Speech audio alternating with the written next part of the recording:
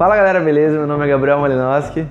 Sou Wellington Santana. Hoje a gente vai falar sobre ser um programador especialista ou um programador generalista. Qual é a melhor e quais pontos fortes e fracos de cada um deles. Bora lá?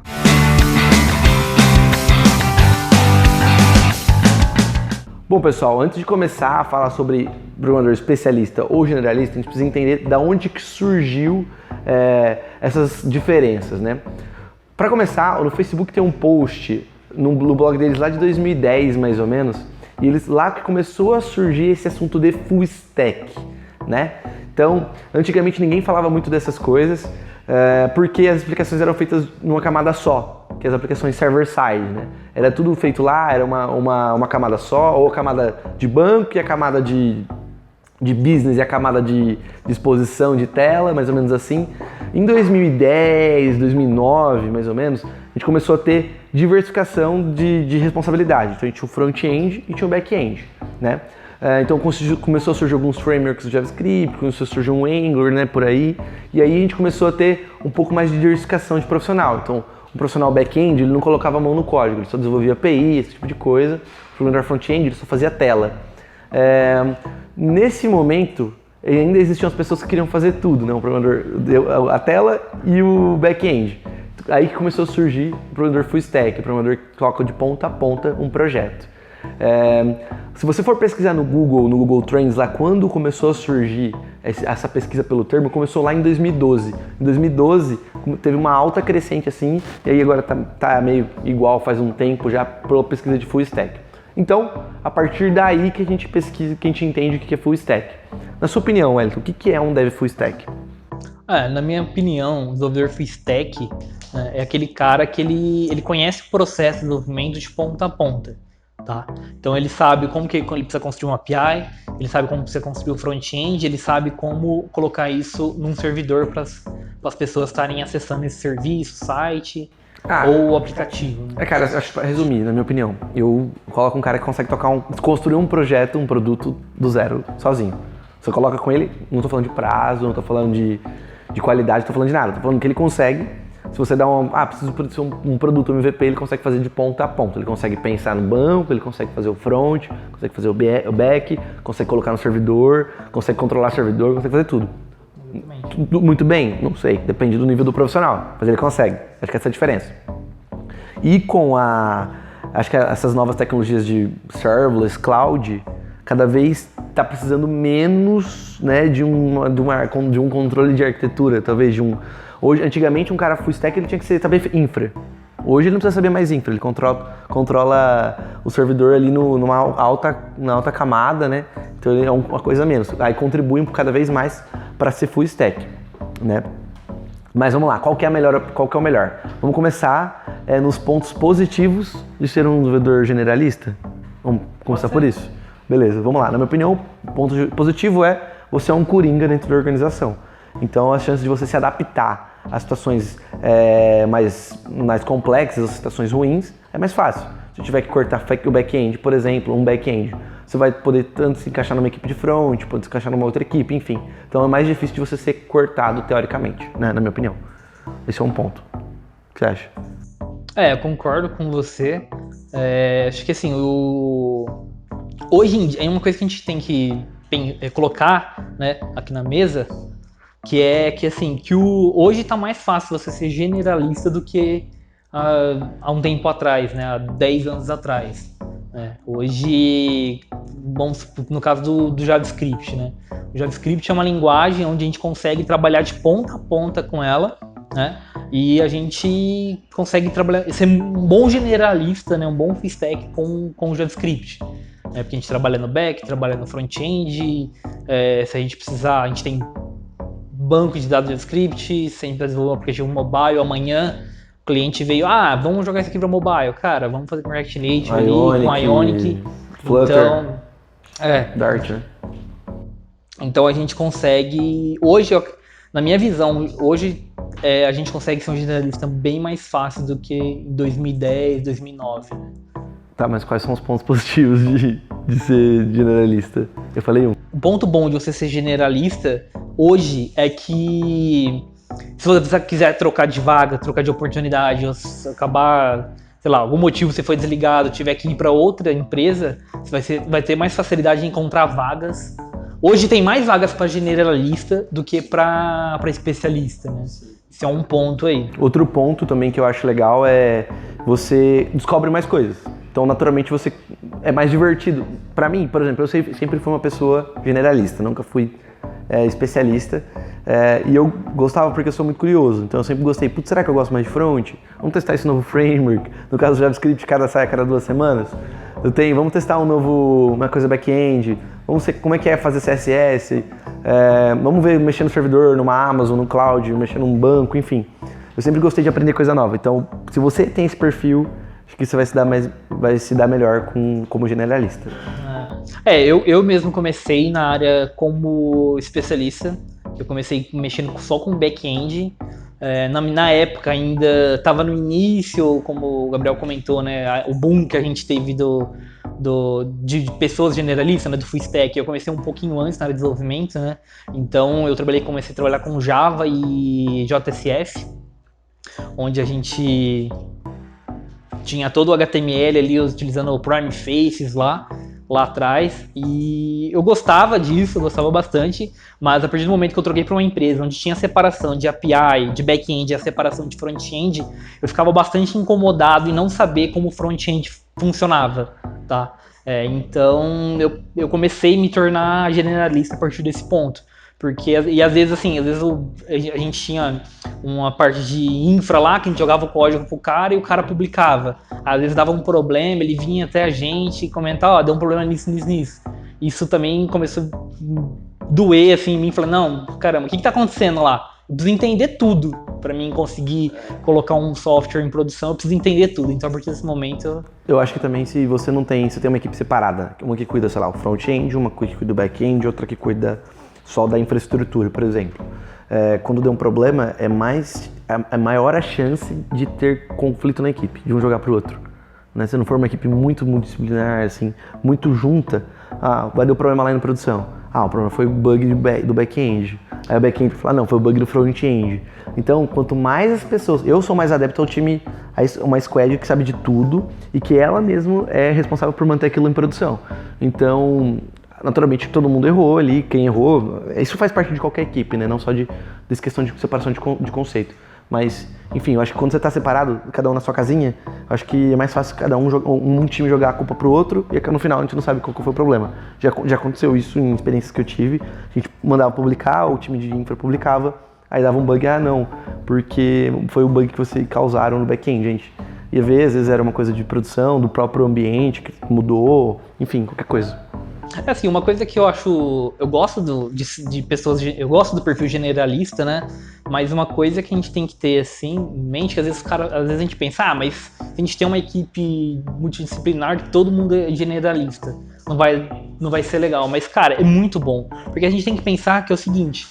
A gente tem vários generalistas ali, mas cada generalista, ele sempre tem uma pegada, um lado que ele é mais forte. Então tem um cara que ele tem o lado mais back-end, mas ele sabe muito bem do front-end, mas assim, no back ele manda muito, muito melhor do que no front. Aí nesse time tem um cara que manda muito melhor no front do que no back. Então, tipo assim, a gente tem que entender também que essas partes elas se complementam, né? Mesmo que sejam pessoas generalistas, elas vão ter pontos fortes em alguma determinada coisa. Isso é um ponto que eu quero puxar, que acho que é um ponto negativo. Do tipo, se a gente for partir do ponto de todo mundo tem que saber tudo, eu acho que é meio perigoso, porque no fundo ninguém sabe profundamente nada. É claro que hoje a gente tem o T-Shaped Developers, né? Que você tem uma coisa muito forte, uma skill muito forte, muito especialista, e várias outras complementares a essa outra skill que você conhece de uma maneira médio, não chega nem a ser raso, nem profundo, é médio. Esses são os profissionais que são mais difíceis de encontrar no mercado, é o ideal, depois a gente vai falar um pouco deles, mas vamos pensar assim, um cara que ele publica o código, ele faz o front, ele faz o back, ele desenha um banco de dados, ele faz o design, ele publica. Concorda que se der um problema de performance, de controle de latência, mais complexo de banda, ele não vai conseguir resolver? Se ele tiver assim, eu acredito que ele até vá conseguir resolver, mas talvez não no tempo hábil que aquele produto, aquele sistema ele precisa. né? Ou, por exemplo, ele tem que ver o jeito que é renderizado no DOM, controlar renderização de DOM. Esse cara vai precisar Repaint, parar, vai precisar estudar, vai precisar entender, pesquisar, jogar na comunidade. Isso entra uma coisa que você postou esses dias no artigo, no DevTool lá, um artigo, a gente vai deixar o link aqui na descrição também, que é com a facilidade de você ser full stack hoje, por conta dos frameworks, a galera começa a aprender só o framework. Então, eu sou full stack, só saí do React e do Node, não sabe programar mais. Aí sabe programar só o framework em cima do framework. Isso é perigoso. Então, isso é o que a gente chama de full stack raso. É o programador que sabe só trabalhar em cima do framework, se der algum problema, não sabe fazer. Sabe publicar no Heroku, né? Sabe programar React no front-end, sabe fazer um Node no back-end e sabe publicar no Heroku. Saiu do Heroku, teve que criar um ambiente do zero, com Nginx. Enfim, saiu do React, foi pro Vue, foi pro Vanilla.js, saiu do Node, enfim, teve que mudar um pouquinho, ele já não sabe fazer mais. Isso é importante frisar que isso não é legal. Se você é júnior, se você está começando na área, ótimo, isso é excelente. Agora, isso não vá acreditando que isso vai te levar para um nível de senioridade maior, porque o ser full stack mesmo é você tirar a linguagem ali, abstrair linguagem, entender os conceitos que estão por trás de framework, de linguagem e conseguir codar. Dar o projeto, seja Ruby, seja JavaScript, seja .NET, enfim. Acho que isso é o verdadeiro full stack.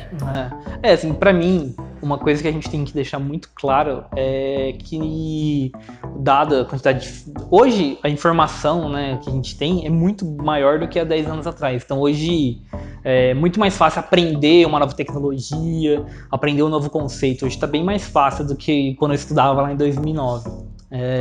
Mas assim, uma coisa que eu acho interessante deixar como dica para vocês é que entre especialista e generalista, eu acho que a gente tem que ser especialista no desenvolvimento de software, de conhecer as bases do desenvolvimento de software, né? Entender como que a gente precisa construir um back-end, como é construído um produto, como funciona um front-end, como funciona um servidor, como funciona a requisição FTP. Aquilo que geralmente você ignora na faculdade, porque é chato pra caramba. Ele é muito importante para você ser uma pessoa T-shaped developer, né? Que é esse profissional em T, porque são as bases, são os fundamentos que você precisa para aprender qualquer coisa. Então, com isso, você consegue ser especialista em alguma coisa. Putz, eu amo back-end, eu amo Node.js. Beleza, vira especialista em Node e aprende o que está em volta do Node. Aprende seja bom em front-end, entenda um pouco mais de um nível de profundidade média, um front-end, um banco de dados, um produto. Hoje a gente tem que saber um pouco de negócio para poder atuar em startup, por exemplo, entender um pouco de produto, entender um pouco de mercado, enfim, acho super interessante, sobre agilidade, Scrum, Kanban, Growth, enfim. Acho que tudo isso fica aqui em cima, a gente vai colocar uma imagem aqui, e o que você quer realmente ser especialista, né, fica no meio. Mas lembrando que as bases, como eu estava falando, são super importantes para isso, né? Bom, acho que é isso. Vamos resumir para acabar. Existem pontos positivos e pontos negativos entre ser generalistas e especialistas. Nós somos pessoas generalistas, então obviamente a gente vai pender para ser generalista. O ponto hoje é muito mais difícil você ser especialista. As empresas precisam pontualmente de você. Generalistas, elas precisam mais, só que é um generalista com um pouquinho de especialidade. Então, se eu fosse falar para você, o que eu indico você ser é o profissional em T. Foca numa coisa que você gosta muito, sei lá, por exemplo, Node.js, e aprenda o que fica na periferia do Node.js. Soft skills são super importantes, hard skills como front-end, enfim, e aprende, mas é legal. Foca nisso, depois vai pro próximo. A gente tá falando, depois a gente fala disso, né, em outro vídeo, mas agora tá surgindo o P Developers, que é o símbolo do P, que são duas especialidades com a base de soft skill. É um monte de termo de moda, né, para o pessoal falar, para o pessoal poder cobrar mais alguma coisa para você aprender. Mas o mais importante A gente gosta disso. Né? O mais importante eu acho que assim, se você para entrar no mercado, o melhor ponto é ser generalista. Então aprende o máximo de coisa que você conseguir, mas tenha profundidade. Não adianta nada você saber só programar no React, publicar no Node, em Heroku, enfim. Acho que o ponto principal foque numa especialidade e aprenda as periferias dessa especialidade. E assim, uma dica, galera, você que quer começar na área, quer arrumar um primeiro emprego na área de desenvolvimento, claro, você precisa estudar as hard skills, mas tenta dar uma boa olhada nas soft skills, tá? Isso, no começo da carreira, é mais importante do que hard skills, né? Porque quando você vai entrar dentro de uma empresa, você é estagiário ou júnior, a empresa, ela sabe disso, que você não tem tanto conhecimento de desenvolvimento, né? Você tem os conhecimentos ali, mas não tem tanta experiência. Então ela está mais atrás das suas soft skills, das soft skills de comunicação, Capacidade de aprender, como você trabalha em equipe, isso é muito importante. Se você é uma pessoa que vai correr atrás, né? Porque às vezes quando a gente entra dentro de uma empresa sendo estagiário júnior, a dica que eu dou para vocês é tenta aprender com todo mundo ali, tá? E não somente com a área de desenvolvimento. Aprende com o PO, aprende com o vendedor do seu produto, tenta aprender sobre o negócio inteiro, não somente só como desenvolver uma feature ali, tá? Essa acho que é a melhor dica que eu posso dar para vocês, né? Que tipo, você é júnior, você tá ali para aprender mesmo. Depois você começa a procurar, beleza, entrei numa empresa que é JavaScript, que é .NET, que é C Sharp, aí o próximo passo para pleno, a gente vai precisar que a gente começa a ver as outras áreas, né? Tipo, como que funciona o CI/CD, como funcionam os design partners, como funciona testes. Eu acho que são algumas skills que todo desenvolvedor ele precisa ter o conhecimento, mas a gente não precisa ter pressa para querer aprender tudo como um júnior. Eu acho que o júnior ele tem que aprender muito sobre como aprender a aprender, né? Acho que é isso a dica assim, que eu dou pra vocês. Acho que é isso, galera. A gente tem bastante conteúdo no YouTube sobre carreira. Tá fazendo também bastante no blog. E é uma coisa que a gente vai continuar... É complexo, a gente conversa com CTOs de várias empresas todos os dias. Eu já ouvi falar, o cara já falou pra mim assim, eu não acho que existe sênior que só sabe fazer back-end. Todo sênior tem que ser full stack. Eu já ouvi falar, eu nunca vi um sênior saber tudo. Um sênior tem que ser um cara especialista. Então, é subjetivo, depende de avaliador para avaliador. A gente deu a nossa opinião aqui, que a gente acredita que para você começar na carreira, ou para você que está no meio de transição aí, que você não sabe o que você quer fazer. Então, é mais ou menos isso, beleza? Não esquece de se inscrever no canal, deixa o like, que é super importante. Se tiver alguma dúvida, deixa nos comentários. Qualquer sugestão também, né? Bota nos Sugestão comentários nos aí. comentários que a gente está precisando de ajuda aí. Valeu? Bom, galera, Falou. até mais aí.